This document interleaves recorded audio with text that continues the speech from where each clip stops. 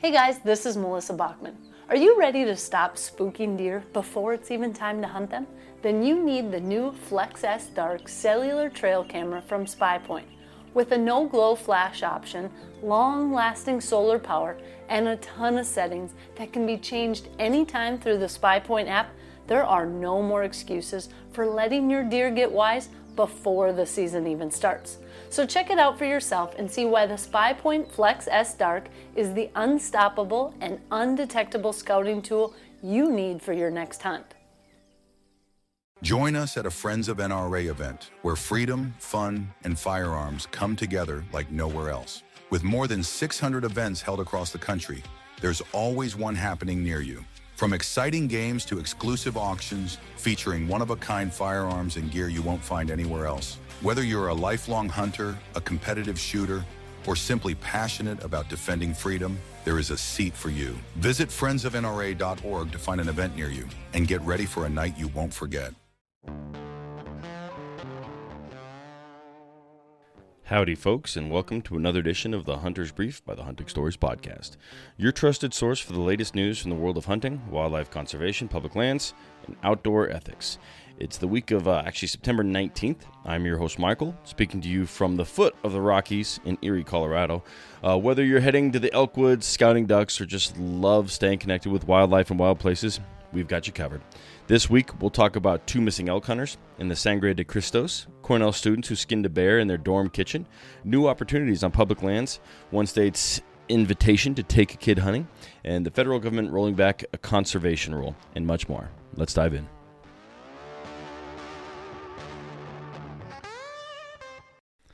The search continues for missing Colorado elk hunters. 2 25-year-old elk hunters, Andrew Porter and Ian Stasko, vanished from the Rio Grande National Forest near the Colorado-New Mexico border on September 11th. Their pickup truck and camp were found intact, but heavy rain and lightning had hit the area and their wet clothes were left behind. Ground crews, air assets, New Mexico State Police, volunteers, and even a private Black Hawk helicopter have joined in on the search. As of September 17th, the search was ongoing. Porter's fiancé said the men were experienced outdoorsmen and had used a satellite communicator at 2:45 p.m. before losing contact. This story matters because the region's rugged terrain and unpredictable weather can turn a short hunt into a life-and-death situation. Hunters heading afield should carry reliable communication devices, check weather forecasts, and leave detailed plans with their family. Let's hope for a safe resolution, and remember that sometimes the woods don't play by our scripts. I also want to throw out there that I'm proud of the hunting community. Often we're a little bit divided. Everywhere I look on social media, everybody seems to be doing what they can to share the story, to try and get these guys some help. Hopefully we find them soon.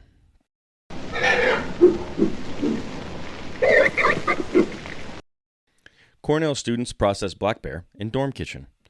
2 Cornell University students legally shot a black bear during New York's early season and then skinned and butchered the 120-pound Bruin in their dorm kitchen. Photos posted on social media showed the carcass on a tarp in Genadago Hall. After an investigation, a state game warden confirmed that the bear was properly tagged and harvested in Region 4.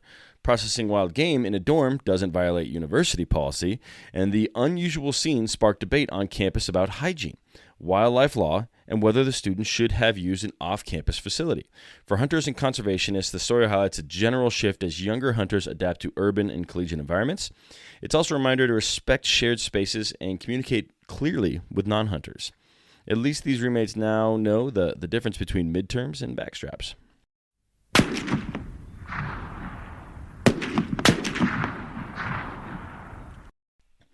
Poach and Pay study exposes hidden costs of wildlife crime. A nationwide study by the Boone and Crockett Club found that roughly 95% of big game poaching incidents in the U.S. go undetected. The report estimates that states lose more than $1.4 billion annually in fines and replacement costs, dwarfing the revenue raised through excise tax and license sales.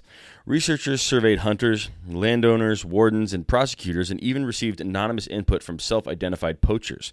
They identified 9 motivations for poaching, with trophy seeking and opportunism topping the list. The club calls for stiffer penalties, standardized replacement costs, more conservation officers, and public education campaigns. Hunters benefit when poachers are caught and punished because law-abiding sportsmen are often blamed for crimes that they didn't commit. With better detection and prosecution, there could be more funding for habitat and more trust between hunters and the public. Moral of the story, don't be a poacher. And if you are, expect to pay.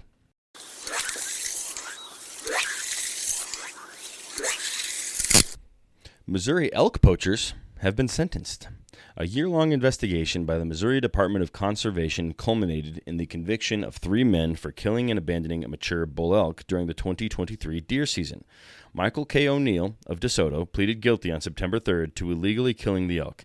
He received a 60-day jail sentence, suspended with probation, and a $10,000 fine, made possible by a 2019 law allowing judges to impose hefty penalties. 2 accomplices were fined for illegally possessing deer. Conservation agents used surveillance footage and elk monitoring cameras, served 5 search warrants, and collected tips from hunters to crack the case. MDC's Travis McLean thanked the public and emphasized that the poaching is not a victimless crime. The case shows how strong fines and community cooperation deter wildlife crime. When the price of elk meat is $10,000 in a court date, it's cheaper to buy beef.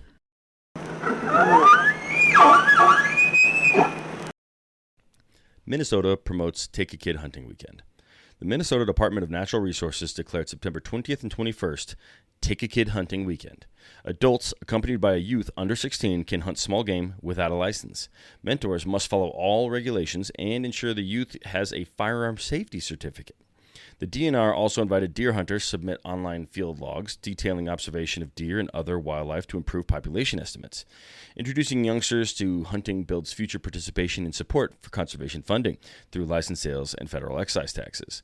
Reporting wildlife observation helps biologists make science-based decisions. It's a twofer. Get your kids off the screens and onto a logbook. Bonus points if you bring donuts.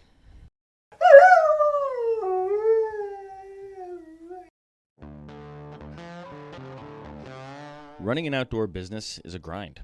One day you're glassing ridgelines or running dogs, the next you're tuning gear or working to keep the land wild. And somewhere in between, you're expected to fill calendars, move product, and keep your name alive. That's where the Ignite Marketing Group comes in.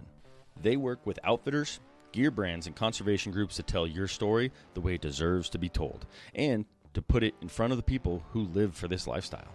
Imagine a website that doesn't just sit there but actually books hunts. Imagine campaigns that don't feel like ads, but like a buddy passing along a tip.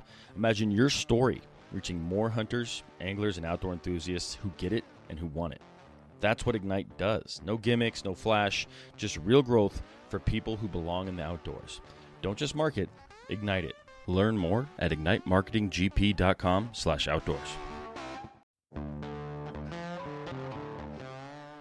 Hey hunters, have you ever had one of those stories, the ones that you didn't want to tell, the ones that end in failure? Yeah, I've been there. Actually, you know what? The culprit for me usually is bad optics, or worse, lack of using my optics at all. Picture this. I spot a trophy buck, or an antelope, or an elk, whatever it may be. My heart is racing, but the blurry view, or I just can't quite identify exactly what I'm looking at, it has me second guessing. Well, that's where Vortex Optics comes in. With crystal clear glass and rugged durability, Vortex gives you the confidence to take the shot. Don't let poor optics ruin your story. Make every moment count. Upgrade to Vortex and turn your hunting tales into triumphs. Visit vortexoptics.com today. The USDA enrolls 1.78 million acres of Conservation Reserve Program.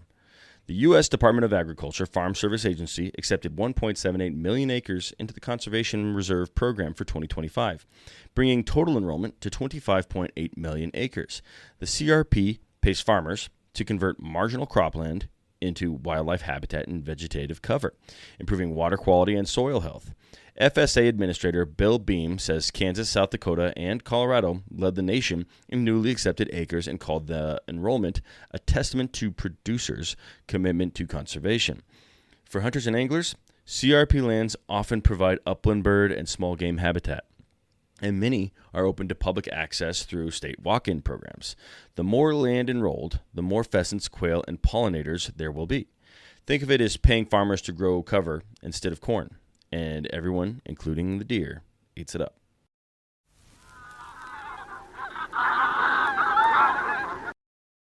Brown-headed nuthatches returned to the Ozarks. The Missouri Department of Conservation and partners completed the 3rd round of reintroducing brown-headed nuthatches to the shortleaf pine forests of the Ozarks. From August 27th to the 30th, biologists released 95 nuthatches translocated from Arkansas. The species disappeared from Missouri decades ago due to logging of mature pine woodlands. Recent restoration of pine habitat in Mark Twain National Forest provided the structure and cavities these birds need. Each nuthatch was fitted with a tiny radio transmitter to monitor movements and survival. This story matters because restoring diverse forest structure benefits game species like wild turkey and deer, and non-game species like these nuthatches. Sometimes, good forestry is for the birds, literally.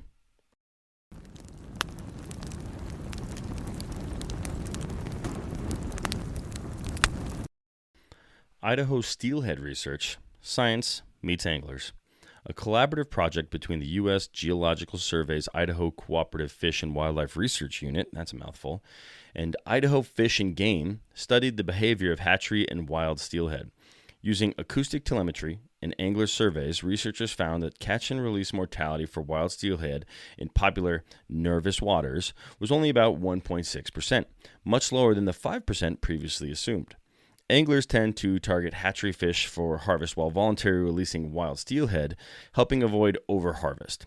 The studies suggest that maintaining recreational fisheries can coexist with recovering ESA-listed wild steelhead, as long as management is based on science. It also underscores the importance of anglers participating in surveys and supporting hatchery programs. So go ahead and brag about your nervous water catch. You're doing science. Bow hunting all comes down to a moment. And in the moment, you want equipment on your bow that will get the job done. Trophy Ridge products are the tools bow hunters trust. React Technology sights, rests, stabilizers, and quivers to help a bow hunter be successful in the field. And those tools are from Trophy Ridge. Welcome to Only Murders in the Building, the official podcast. Join me, Michael Cyril Creighton, as we go behind the scenes with some of the amazing actors, writers, and crew from season 5. The audience should never stop suspecting anything. How can you not be funny crawling around on a coffin? No, that's true. Catch Only Murders in the Building official podcast, now streaming wherever you get your podcasts. And watch Only Murders in the Building, streaming on Hulu and Hulu on Disney Plus for bundle subscribers. Terms apply.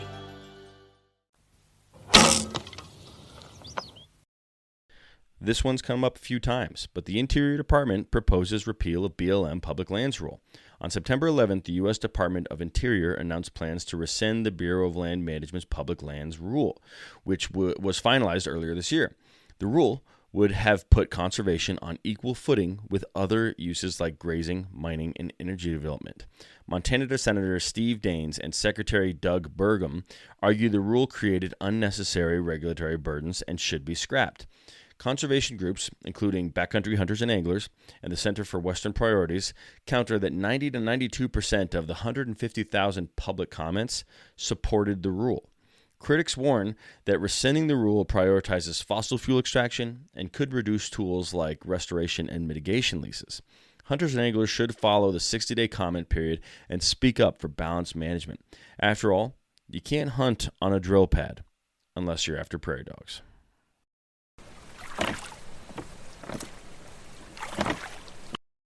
Here's some international flair. Bangladesh celebrates International Vulture Awareness Day. Communities near Bangladesh, Rima Kalinga Wildlife Sanctuary, have celebrated the International Vulture Awareness Day on September 6 with drawing contests, quizzes, and discussions about vulture ecology. Students, forest officials, and conservation organizations highlighted the important role vultures play in cleaning up carcasses and reducing disease. Speakers urged local residents to avoid poison baits and harmful veterinary drugs like, diclofenac, recommending safer alternatives such as meloxicam, and tolfenamic acid. They also discussed protecting nesting trees and breeding sites. While far from North America, this story underscores how local communities worldwide are critical partners in wildlife conservation. It's also a reminder that scavengers have PR problems.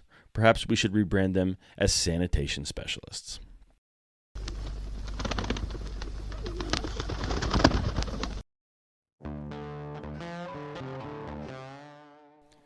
Thanks for tuning in to this week's The Hunting Stories podcast, The Hunter's Brief. We've covered everything from missing elk hunters in Colorado to new public land opportunities, tough sentences for elk poachers, voluntary lead-free ammo incentives, and even nuthatches making a comeback in the Ozarks.